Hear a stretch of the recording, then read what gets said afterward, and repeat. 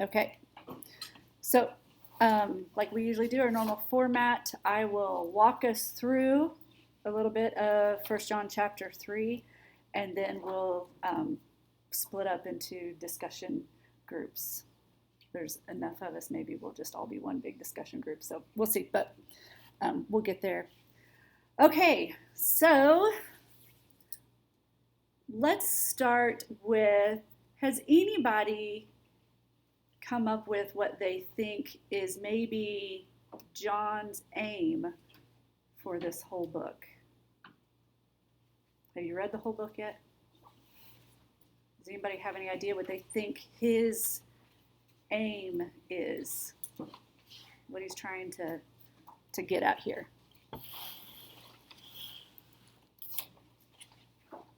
Any thoughts? Maybe the life of, or what, yeah, the life of a true Christian looks like. Yeah? Anybody else? Any thoughts?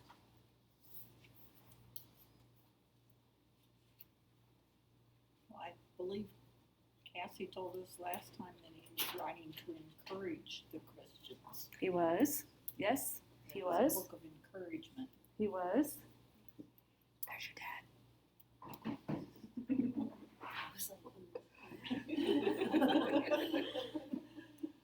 So I listened to a podcast this week. It's Help Me Teach the Bible podcast that Nancy Guthrie puts out. And she met with a professor. His name is David Helm, who has recently, well, it wasn't recent. These podcasts are not recent. I think it was like 2016, 2017. I started listening Yeah. So anyway, that he kind of put it in one sentence. This isn't his exact sentence, but this was the idea, was that there is only one source of light and life, and that is God. And we gain access to this light and life only through the saving work of Jesus Christ. That's kind of the overall idea for this book of 1 John. There's only one source, or God is the only source of light and life. And we gain access only through the saving work of Jesus Christ. Okay, so that's kind of the premise of the book, and everything that we study and kind of work through as we're studying this. It needs to go back to that idea. Okay. Is 1 John and 2 John written by John? Yes. Yeah. 1st, 2nd, and 3rd John are written by John. They are, so interesting enough, just a little bit of background on them. I know we talked about it a little bit, but John would have written them towards the end of his life. That was kind of the time frame of that when he wrote it. And we call them epistles or letters, mostly because we don't know what else to call them, because they actually don't fit as a letter. All of the other letters that you see will have a greeting and a salutations and a conclusion and all those things. And so that makes this a little bit different, that you don't see those in any of these. So Dr. Helm kind of, he liked to put it that it was more like John was getting to the end of his life, and these are the things he really wanted believers to know. Because he says that a lot through those 3 books, that hear this, know this, this is why I'm writing. So it's more of just probably, his time is passing, and it's like getting down those last things that he just really wanted people to know before he was gone. So that's kind of what these are. I think that's a little bit why they look different. They weren't written necessarily to particular churches. That's not mentioned in there. The 2nd and 3rd have a little bit of allusion to that, but it's also, it could be just to a church and the people in that church. So that's just how they're a little bit different than what we're used to seeing with Paul. So the reason I asked that question is because I just recently learned that John used Greek philosophical reasoning to say that God is the Logos, which is the theory of everything. Right. In his book of John. Right. And I was curious if John 1, 2, 3 is the sort of like giving evidence to that argument throughout his life. Does that make sense? Yes. I understand what you're asking. I would have to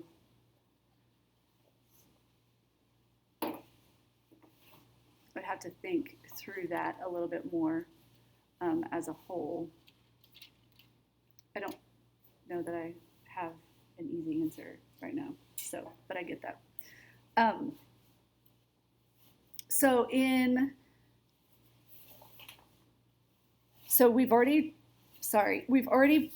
studied chapters 1 and 2, and those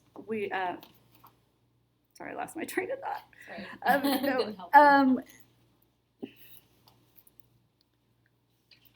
So John takes a little bit of time before he tells us why he's writing this book. And he finally starts hinting at it. Cassie told us in chapter 2, verse 26, he says, I write these things to you about those who are trying to deceive you. So he's finally telling them, this is why I'm writing all these. Now remember, he's already written a lot before this. He's told us about who Jesus is. He's talked to us about the light and the life. He's talked to us about confession of sin. He's talked to us about Christ being our advocate. So we have all these things that he's reminding them of. And then he gets to, but I'm telling you all of these things because there are people that are trying to deceive you and telling you something different. Okay, and so that is why he's writing this. Let's see. He also, at the end of chapter 2, we saw that he gave us a warning, or gave them a warning against antichrists. Now, I think Cassie touched on this, that he's not talking about the antichrist that we read about in Revelation. Now, remember, Revelation's written by John, and so when we get there, he's talking about something different. But he is referring to or warning against any philosophy that denies God or denies that Jesus is from God. And that was kind of his definition of Antichrist here. So he's saying those who were once of them are now trying to deceive them into believing something that's different than the gospel, than what the apostles have already taught to them. He does assure them, and we've already seen this, that they have received Jesus and that they know the truth, and they actually don't need to be taught because, and he tells them, the anointing that you received from him, meaning Jesus or God, abides in you, and you have no need that anyone should teach you. But as his anointing teaches you about everything and is true and is no lie, just as he has taught you, abide in him. So he's saying these people are trying to deceive you and maybe even make you question if, I keep pronouns, right? Make them question if what they have already heard, whether or not it's true, is what he's kind of addressing here. But he's telling them, you can be sure that you are in the truth based on these three things. And these are two of them we're going to look at tonight a little bit. But that the Spirit that God has given them is a testimony to them. Number one, the Spirit that God has given them and its testimony to them. He sneaks this in a little bit at the end of chapter 3, but he really gets into it in chapter 4. Have you guys noticed that about John? He kind of gives you a little bit of a cliffhanger at the end of each of these chapters, and then he talks about it in the second chapter, or the next one. The second one on how you can know you're in the truth is whether or not they're obeying God's commands. And then the third one is loving their brother. Those are those three things that he highlights, that's how they are to know that they are in the truth, if you see those three things operating. Okay? I'm sorry, what was the third thing you said? Loving their brother. Love their brother. Mm-hmm. Okay. Now he's very clear when he gets further into this, and he tells us that we are either, or what we can take from this, and what he intended for his readers to take from this, from chapter 3 specifically, so that's where we're looking tonight, is chapter 3. We are either children of God or we're children of the devil. and our actions reveal our true nature. So we're either children of God or we're children of the devil, and our actions will reveal our true nature.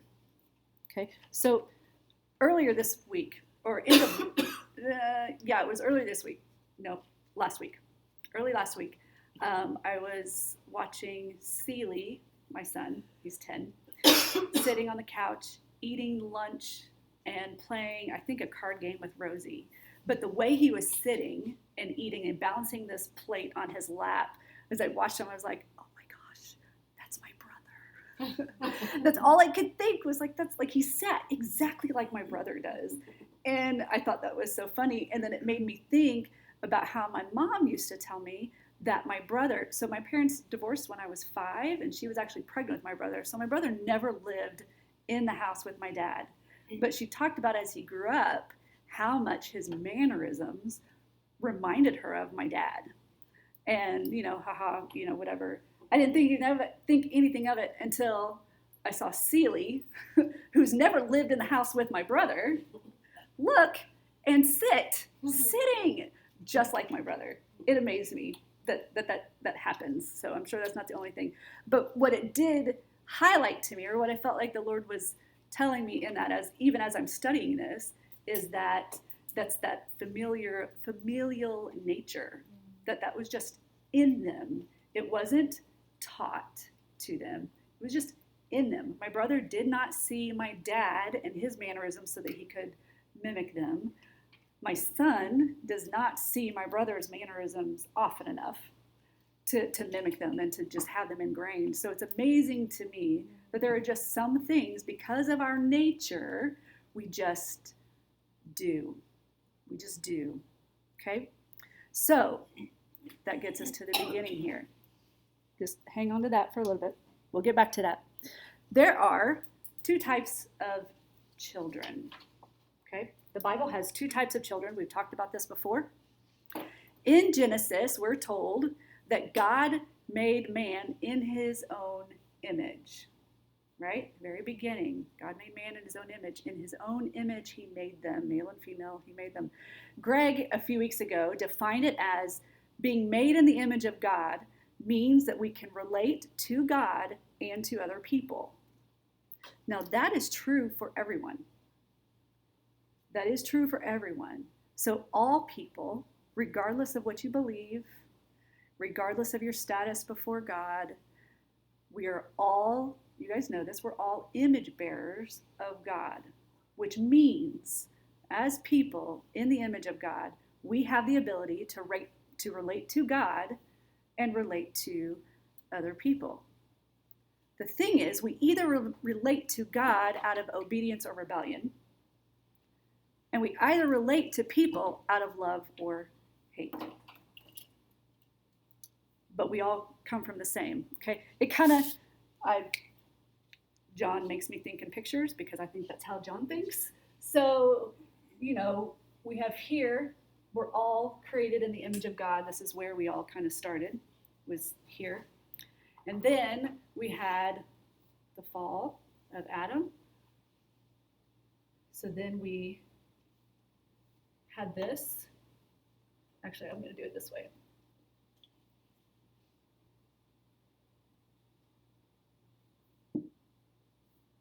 Okay? We still are in the image of God, but we're different. We're fundamentally changed. Our nature is changed. Okay?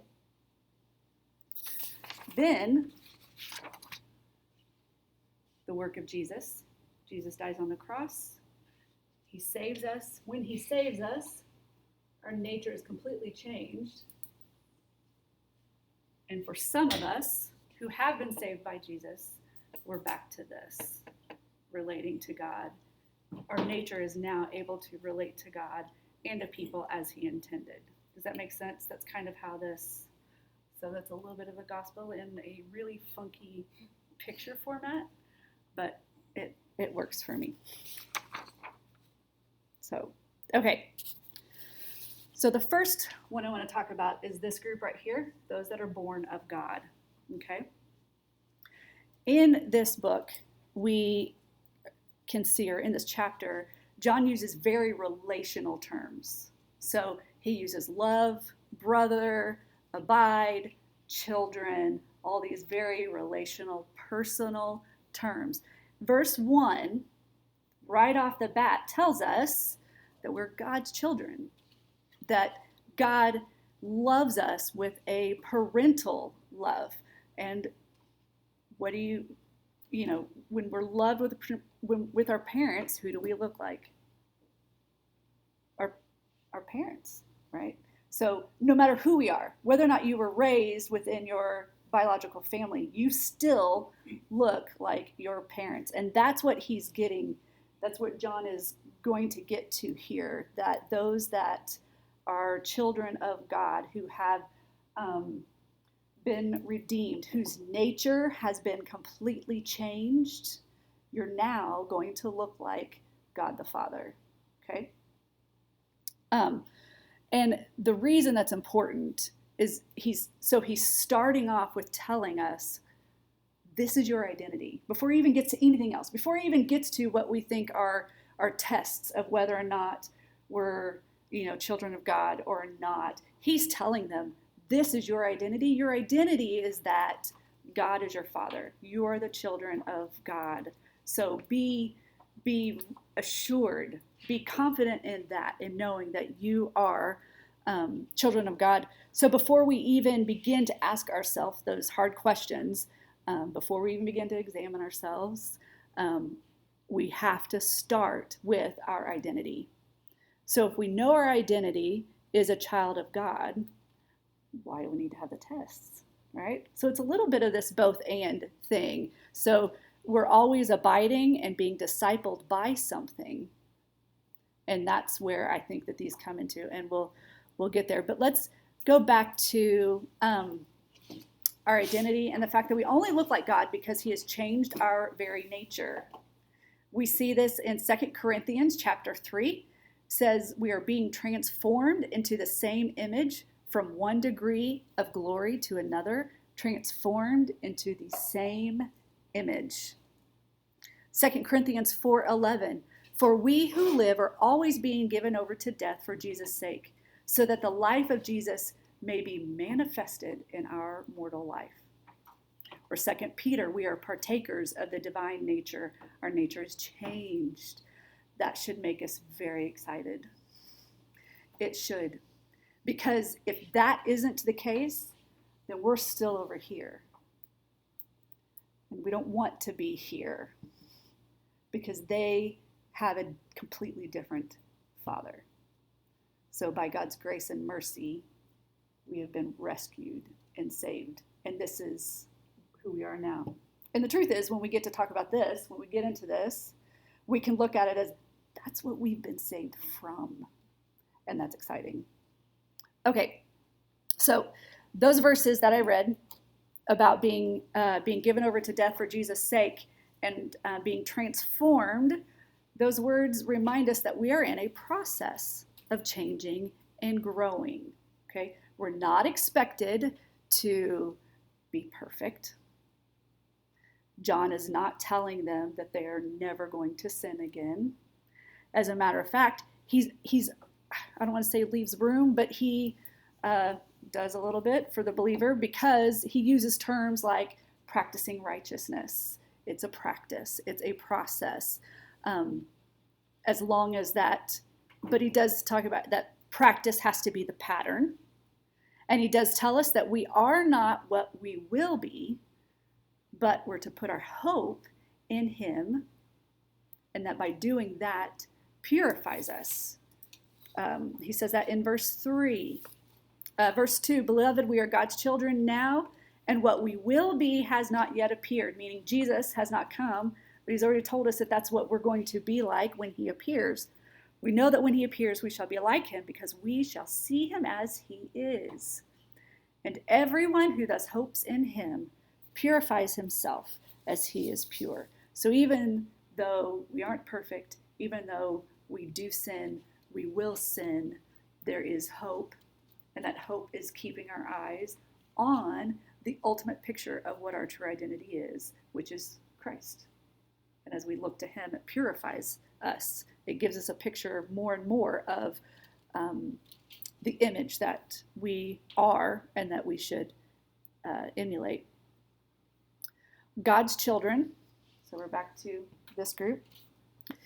God's children, by virtue of their very identity, obey his commands and his law.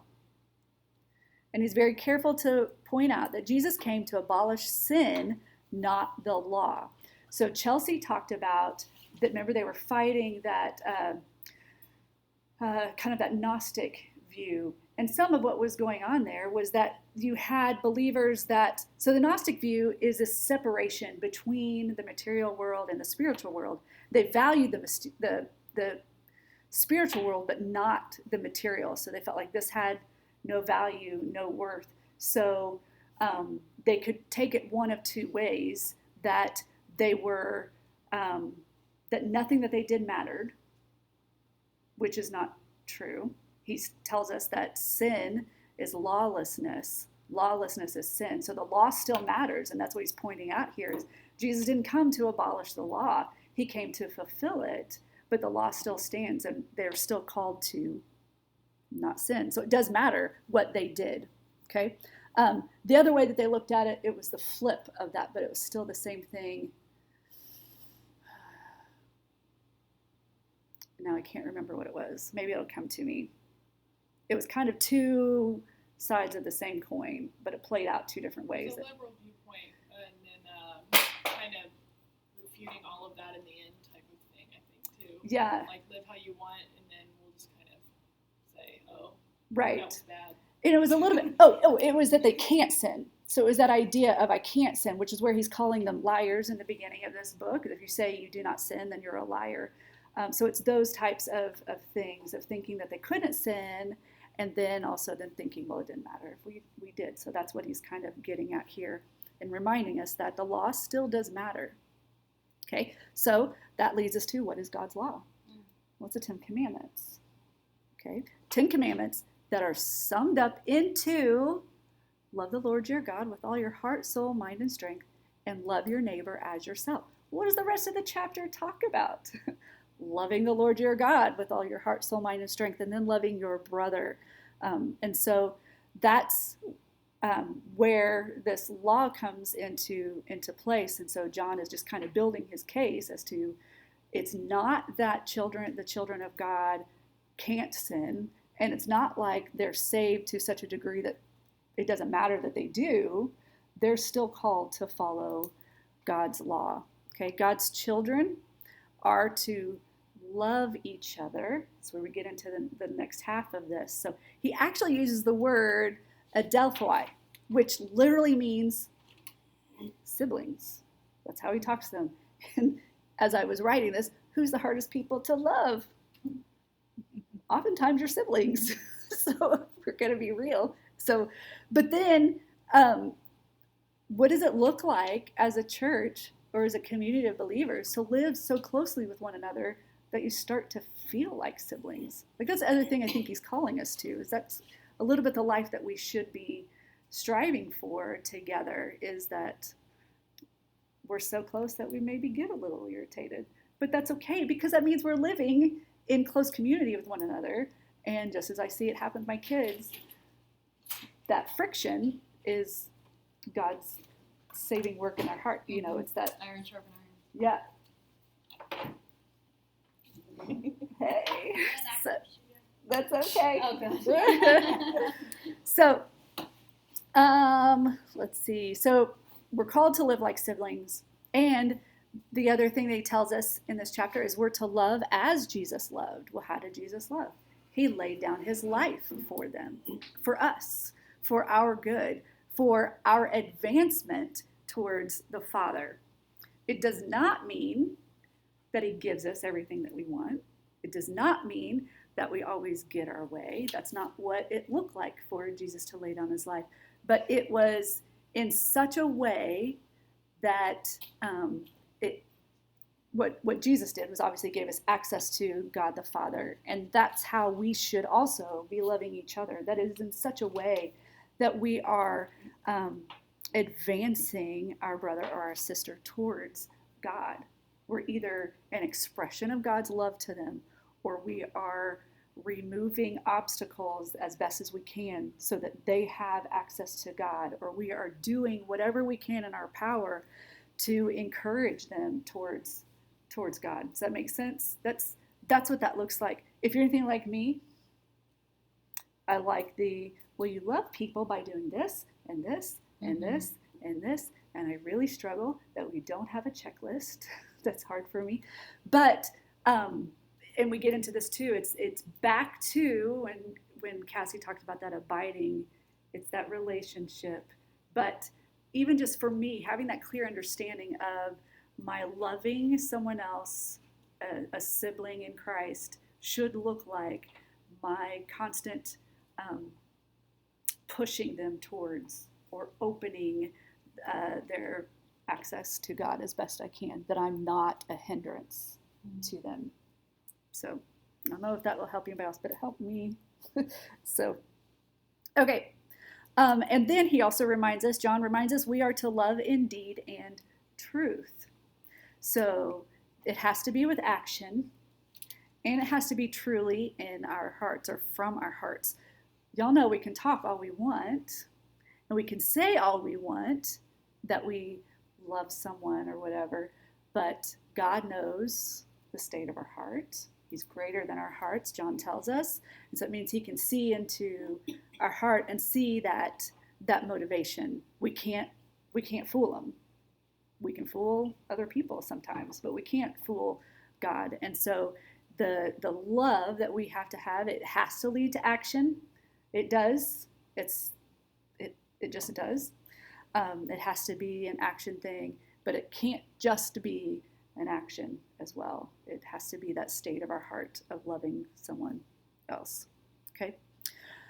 And then at the very end of this section on loving your brother, he points out that obeying God's commands and loving our brother affects our prayers. Anybody else catch that? Funny little comment that he just kind of threw in there. So he tells us, let me see if I can find this.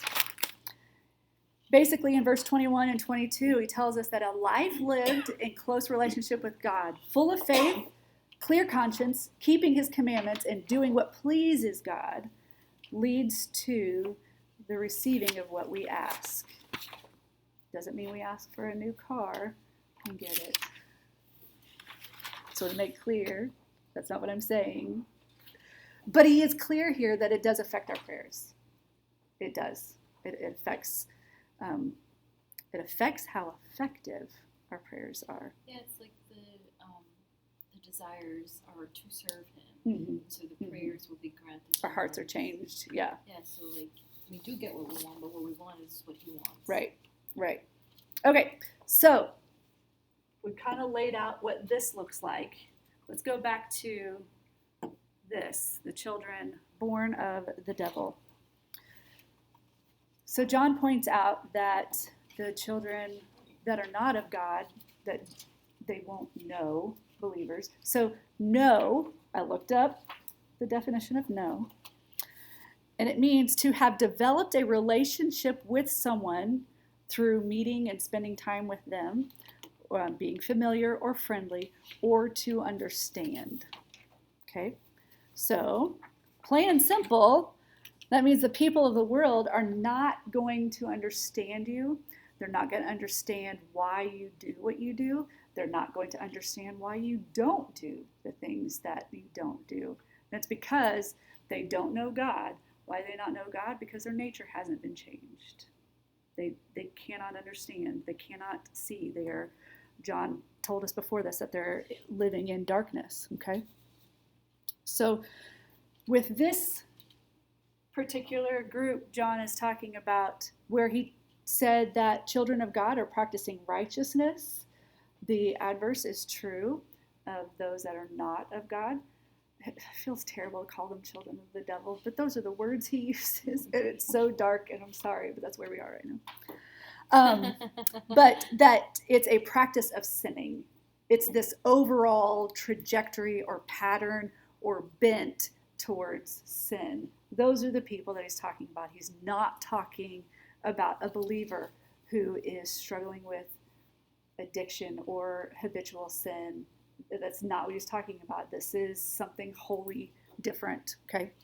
And he reminded us that sin is lawlessness. Doing anything that is against God's law is sin. A reminder, Jesus came to do away with the power of sin. So one who continues in a life of sin does not have Christ in them. They still have a nature that is of their father, the devil. And John says that it's evident to know who is of God and who is of the devil by what they practice and their love for their brother. Now, he is saying specifically here, not just love of other people. He means love of the brothers. Who are the brothers? That's the people in the church. We are not spiritual siblings with people that are outside the church. So in this instance, when John's talking about brother, when he says that, he means within the church. So we are not talking about a non-believer, and how they feel about other non-believers. We're talking about non-believers and how they feel about believers and how they feel about the church. Okay, we get a really good picture of that. He mentions Cain. He contrasts Cain with Jesus. And as he said earlier, that he talked about, so Jesus, as we said earlier, loved his brothers by laying down his life for them. What did Cain do? Well, Cain actually killed his brother, Abel, because Abel was righteous. That's why. He was jealous or whatever. But Cain, instead of making access or helping push Cain toward God, encouraging Cain toward God, Cain actually tried to separate him from God. And that's kind of the ultimate, I think, the ultimate form of hate. But why is did that Abel help Cain towards God? he didn't have, there's not enough in the story to talk about why Abel did what he did, but there wasn't there was an opportunity. Cain literally murdered his brother. Right. So because he was jealous that God received Abel's sacrifices and not Cain's. And it had everything to do with those two different natures. So the point being, Cain, don't get it backwards. Cain isn't called a child of the devil because he murdered Abel. He murdered Abel because he was a child of the devil. Don't flip those, because that's not what the Bible's teaching us. And so we want to be careful not to do that. So he was not evil because he killed Abel. He killed Abel because his nature was evil. He was following in the footsteps of his father. So John is trying to tell us that the signs of being a child of the devil start way before murder. So for us, it's easy to see that Cain's evil because he killed Abel. But the signs started way before that. And we see that when John tells us that to hate your brother is the same as murder. Hating your brother is the same as murder. So I looked up hate, and it's just a strong dislike or a passionate animosity towards someone. So even there is where that, where murder, that's the birth of that. So, but he's saying it starts way before that. It's easy for us to think that people that have done these horrible things, well, they're obviously evil. They're obviously of the devil. John is pointing out that it's not that easy to see, and it actually starts with in the heart, which we are learning tonight starts with your nature, who your nature is. Okay, so if we have hatred in our hearts towards anyone, our brother, the church, Christ, John is telling us that Christ does not abide in us, and we do not have God's seed or promise if those things are in us. If we do feel hate, we have to recognize it and pray about. Right? Yes. So in the beginning of First John, where when Chelsea taught, we have Christ as our advocate, and he's telling us to be a member. Part of the characteristic of being a member of the family of God is what? Confession. Confession and repentance. So there's still these outs are not the right word either. I don't know what the right words, but we collab with him on our sanctification as well, right? Like by recognizing these moments. Yeah, so jealousy comes up. if you don't recognize, and that's kind of the trick there too. If you're not recognizing these things as sin, then it's probably going to speak more to your nature and who you actually are following in those practices. But again, John is not saying we're always perfect. We never struggle with hate. We never struggle with strong dislike. We do, but we also have an advocate. If we are of God, we have an advocate who prays on our behalf to continuously transform us to being in the image of Christ. Okay, so why does this matter? Why does all this matter? So in this case, in who John is writing to, these believers are being faced with people who were once part of them, but are now proving to not actually be of God. So they're teaching false things that are against what the apostles taught. And John highlights that as he teaches that what the apostles teach come from their own eyewitness account of Jesus. He sets that up in the very beginning of the book. He uses, he's building his case on a very sensory level, which is interesting when he's fighting early Gnosticism. Remember we talked about Gnostics? It's this very spiritual idea, and so they kind of disregard everything of the body. Well, John is saying, no, we're embodied spiritual beings, because he's talking about, we know this to be true because of what we have heard, what we have seen, what we have touched. So he's building his case on a sensory level. And he's telling them, you can believe what we say, we being the apostles, what we say to be true, because we're the ones that actually walked with Jesus. We're the ones that actually saw what he did. We're the ones that saw him healing people and his teaching and hearing exactly what he taught. And then therefore they know that he's from God because Jesus was true to his testimony, and that's what he taught, was that he was from God the Father. So these believers at this time they might have been challenged to question if what they know is true, because in this age of the Antichrist that John alludes to, and what he means is it's anything after Christ's ascension. We're now in that kind of last hour, that last era, the era of the Antichrist is what he's kind of talking about here. But he's saying that they can know, or they do know the truth. He's reminding them, you're fine. You know what we have taught you is true. Don't worry. Don't get anxious about it. But if you want to reassure yourself, here are those tests. And that's what he's talking about. That's what he's laid out with showing the two natures. Okay? So, and the same is true then for us. We can know that we are in the truth because we are also in a society that's trying to, tell us, make your own truth, be your own light, right? And those, and he's reminding us that all of those things only come from God the Father. And then how do you know what those things are? Or how do you know if what you're seeing and believing in people and in yourself, how do you know that they are from God the Father? He gets in a little bit more with the Spirit, testing the spirits, when we get into chapter 4. The other reason it matters is because we're all abiding in something. I talked about this earlier. We're all abiding by some nature.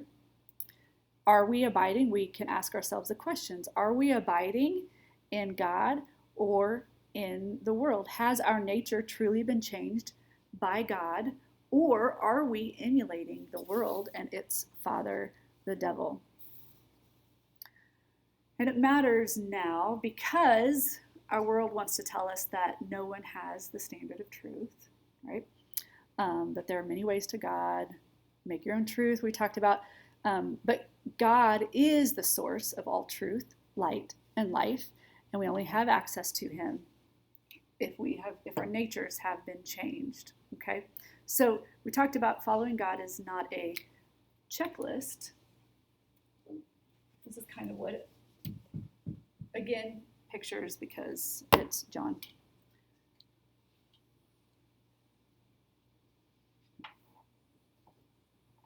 So we have our two different natures here, okay? The two things that John kind of highlighted that are part of our nature is where a person abides and what they obey or do. Do might be a better word.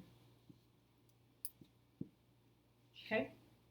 So what are some things for those who are considered children of God? What are some things that are in this circle? What are some things that John just told us are that we would see? Love. Mm-hmm. Mm-hmm.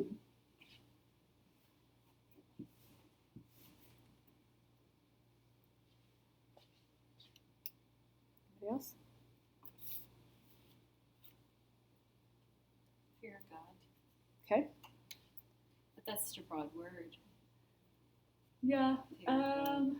Obedience. Yeah. Yeah. Obey God's commands would probably be.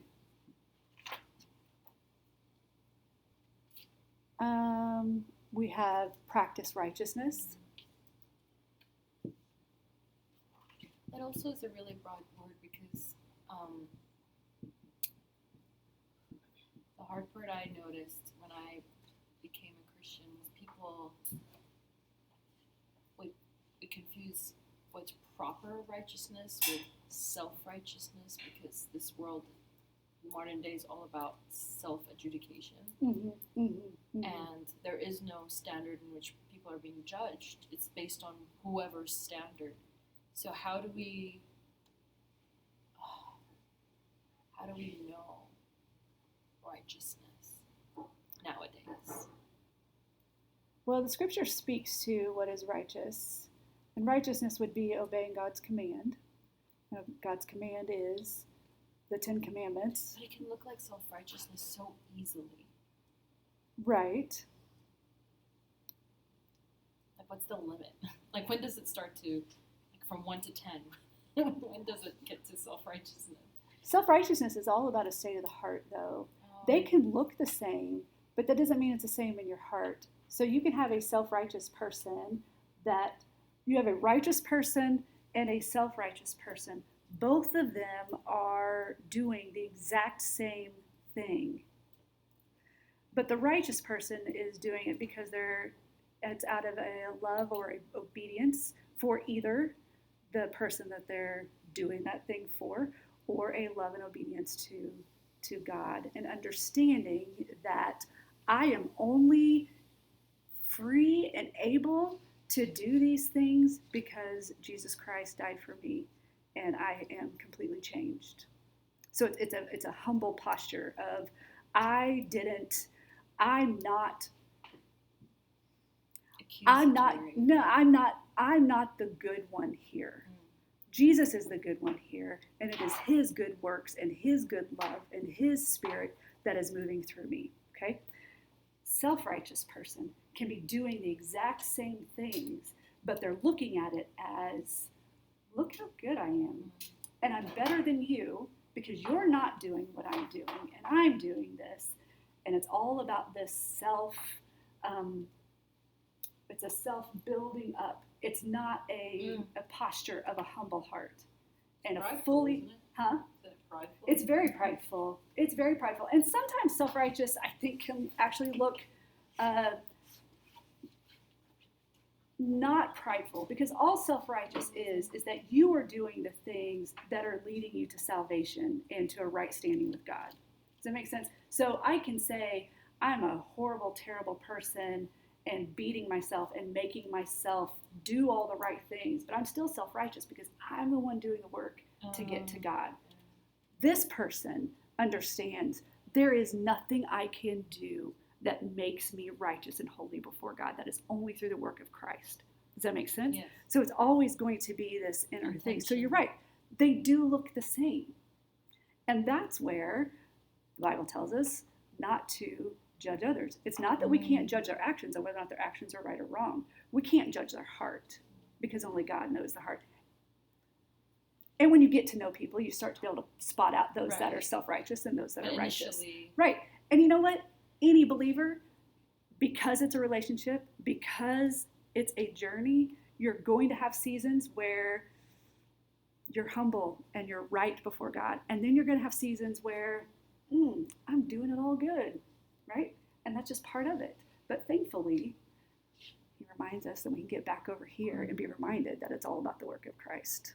my reason for asking that question is like holding other brothers and sisters accountable without seeming self-righteous. That's hard. Yeah, that's a different, With tough love, especially. right. When you have to deliver tough love. Yeah. We'll have to talk about that another time because that, Okay, that gets sorry. into, Sorry. but no, those are good questions, but they're getting into some other things. Let's finish up here. So, abide. Any other thoughts on, not abide, children of God? Any other thoughts of what that looks like? I have in here they possess the hope of Jesus too. John tells us that we possess the hope of Jesus. He talks about like the process of purification, which amounts to sanctification. Right?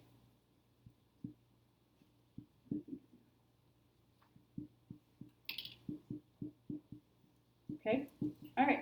So, this is child of God, child of the devil. What does that look like? What did John tell us that looks like? Makes a practice of sinning. Mm-hmm. Mm-hmm.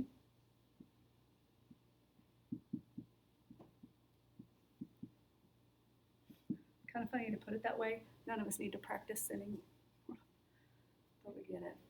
It's the word he uses. Which is basically habitual action stemming from non-self-reflection. So your action practice is like sort of an active. It's this continual, Yeah. that is the state of your heart, the trajectory that you are on. There is not any type of process of repentance and moving towards that. So, Because it gives us accountability when you put it in that term, like practice of sinning and saying, oh no, you can be accountable for this. So I love how John puts it. Like you can fix it. we don't fix it. Right. As in it's like it's fixable. Yes. Again, a totally other thing, and we'll talk about it again. Because that leads you to some other theological things that technically it's not fixable. It's the nature of who you are. So there's not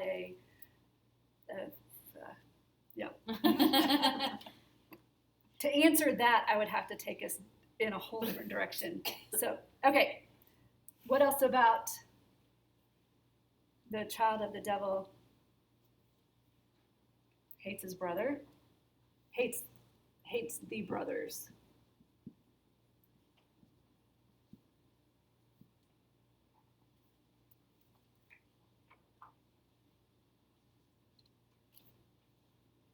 Does not have the hope of Jesus.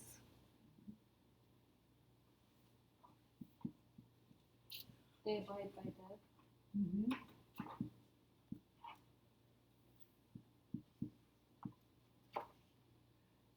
Not in this chapter, but earlier he says that they actually live in darkness, unable to see what is true.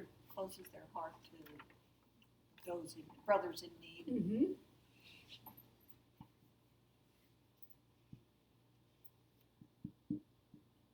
Is it fair to say blind to righteousness? Mm-hmm. Yep, it's part of that darkness. They can't see it.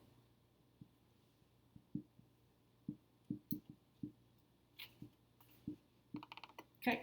So I put these in circles for a reason.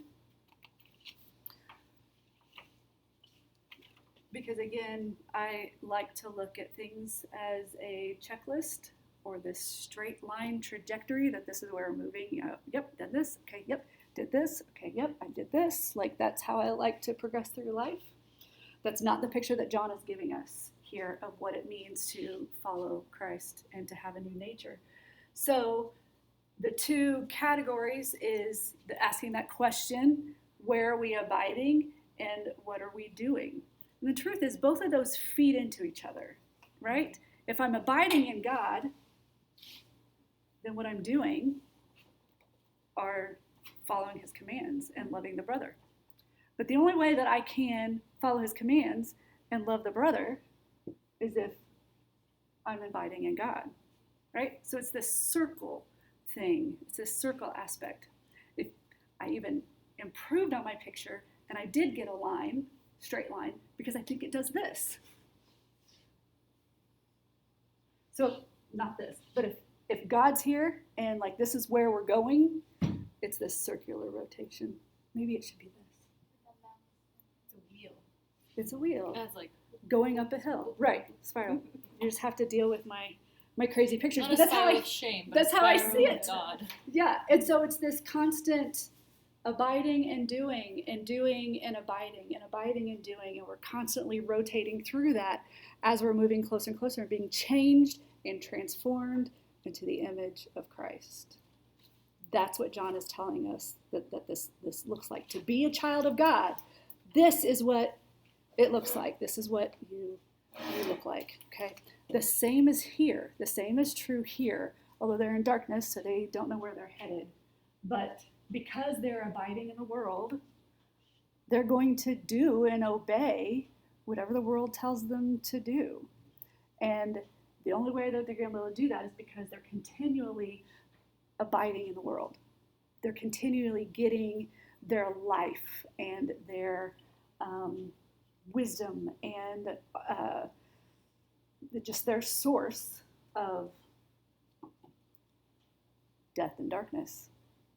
To use the terms that John has used, this is how that is for one who is a child of the devil. So I think that's a good picture. So it's not that believers of God and those that are of God, it's not that they never sin. That's not what John is saying here. It is, I know a lot of times this book has been taught as a pretty legalistic book, that you have to do this and this and this, and if you don't, then you might not be a child of God. And I don't think that's what John is saying, because what he starts with their identity. He starts with saying, this is who you are. God has already called you his child. That is who you are. And then he's just saying, this is how you know. That's what he's doing here, okay? And then giving you a good picture of what it looks like, because you're going to come in contact with people. They were coming in contact with people that were preaching something different than what this looked like, and it was somewhat like what this looked like. And he's saying this is not of God. Okay, if you remember when we did Genesis, and from when we did the biblical theology study, we talked very early on that Genesis begins with these two lines of people, and that was our first picture. Those that were made in the image of God, and then the fall of Adam created broken, marred image bearers. And then because of the work that Christ did, well, then it was just God's select and his remnant that he separated out.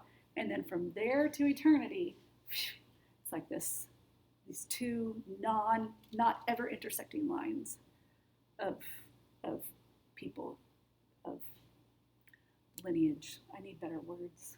I don't know why I'm struggling with words today. So, okay. So this is telling us that we cannot practice righteousness apart from being born of God. We're not good in and of ourselves, no matter what anybody tells you. So, okay. Does anybody, before we split into different groups, I'm going to stop this.